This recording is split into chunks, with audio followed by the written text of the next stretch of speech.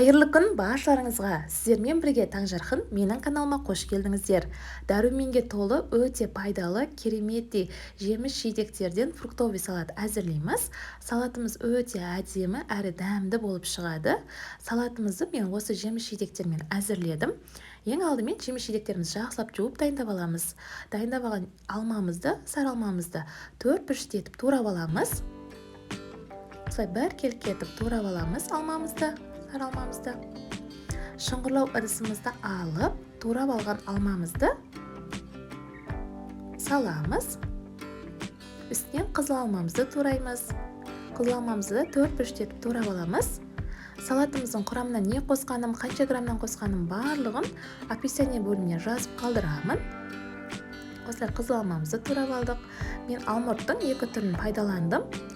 Бірінші түрлі алмұртымызды осылай 4-5 етіп турап аламыз. Қандай жеміс-жидек болса үйде сонымен дайындап беруге болады. Өте дәмді болып шығады бұл салат. Алмұртымызды турап алдық. Енді екінші түрлі алмұртымызды да 4-5 етіп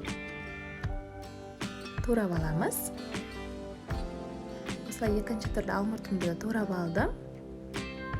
Енді бананымыздың сыртын ашып, бананымызды сәл ірілеу қылып тураңыздар. Осылай банандарымызды да бір келкі қылып әдемілеп турап аламыз. Осылай турап алдық. Бананымызды саламыз ыдысымызға. Енді кивиімізді де сыртын ашып, бұны да 4-5 етіп турап аламыз. Осылай кивилерімді де бір келкі қылып турап дайындап алдым. Енді ыдысымызға салып, енді мандариннің сыртын ашып, без косточка болса бірден турайсыздар, ал егер косточкамен болса, косточкасын міндетті түрде алып тастаңыздар. Мандарин мен 2-3 штук пайдаландым. Мандариндерімізді де бір келкі қылып турап аламыз.